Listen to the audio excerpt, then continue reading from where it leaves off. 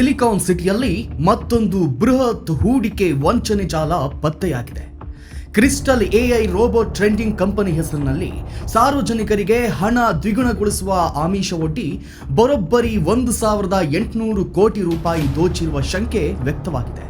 ಈ ಸಂಬಂಧ ರಾಜೇಶ್ ಕಾಮತ್ ಸೇರಿದಂತೆ ಪ್ರಮುಖ ಆರೋಪಿಗಳನ್ನ ಸಿಸಿಬಿ ಪೊಲೀಸರು ವಿಚಾರಣೆ ನಡೆಸ್ತಾ ಇದ್ದಾರೆ. ಕಳೆದ 2-3 ವರ್ಷಗಳಿಂದ ಸಕ್ರಿಯವಾಗಿದ್ದ ಈ ವಂಚಕ ಗುಂಪು ಬೆಂಗಳೂರಿನ ಕೆಂಗೇರಿ ರೈಲ್ವೆ ನಿಲ್ದಾಣದ ಬಳಿ ಸುಸಜ್ಜಿತ ಕಚೇರಿಯನ್ನು ತೆರೆದಿತ್ತು. ಕೇವಲ 200 ದಿನಗಳಲ್ಲಿ ನಿಮ್ಮ ಹಣವನ್ನ ಡಬಲ್ ಮಾಡುತ್ತೇವೆ ಎಂದು ನಂಬಿಸಿ ಸಾರ್ವಜನಿಕರಿಂದ ಕೋಟಿ ಕೋಟಿ ಹಣ ಹೂಡಿಕೆ ಮಾಡಿಕೊಂಡಿತ್ತು.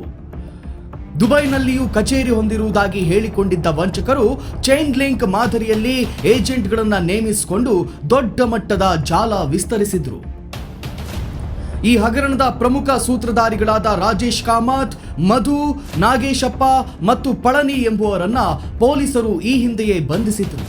ಆದರೆ ಸದ್ಯ ಈ 4 ಆರೋಪಿಗಳು ಜಾಮೀನಿನ ಮೇಲೆ ಹೊರಬಂದಿದ್ದು ಸಿಸಿಬಿ ಪೊಲೀಸರು ಇವರನ್ನ ತೀವ್ರ ವಿಚಾರಣೆಗೆ ಒಳಪಡಿಸಿದ್ದಾರೆ. ದಕ್ಷಿಣ ಕನ್ನಡ ಭಾಗದಲ್ಲಿಯೇ ಇವರು ಹೆಚ್ಚಿನ ಜನರಿಗೆ ಉಂಡೆನಾಮ ಹಾಕಿದ್ದಾರೆ ಎಂದು ತಿಳಿದು ಬಂದಿದೆ. ಒಬ್ಬರಲ್ಲ ಇಬ್ಬರಲ್ಲ, ಸುಮಾರು 50ಕ್ಕೂ ಹೆಚ್ಚು ಜನರಿಗೆ ಈ ಜಾಲ ನೇರವಾಗಿ ಮೋಸ ಮಾಡಿದೆ. ಹೆಚ್ಚಿನ ಲಾಭದ ಆಸೆಗೆ ಬಿದ್ದು ಜೀವನದ ಉಳಿತಾಯವನ್ನ ಕಳೆದುಕೊಂಡ ಹೂಡಿಕೆದಾರರು ಈಗ ಕಂಗಾಲಾಗಿದ್ದಾರೆ.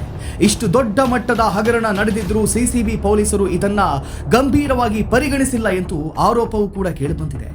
ಆನ್ಲೈನ್ ಟ್ರೇಡಿಂಗ್ ಮತ್ತು ರೋಬೋಟ್ ಟ್ರೇಡಿಂಗ್ ಹೆಸರಿನಲ್ಲಿ ನಡೆಯುವ ಇಂತಹ ವಂಚನೆಗಳ ಬಗ್ಗೆ ಸಾರ್ವಜನಿಕರು ಎಚ್ಚರದಿಂದಿರಬೇಕೆಂದು ಪೊಲೀಸರು ಮನವಿ ಮಾಡಿದ್ದಾರೆ.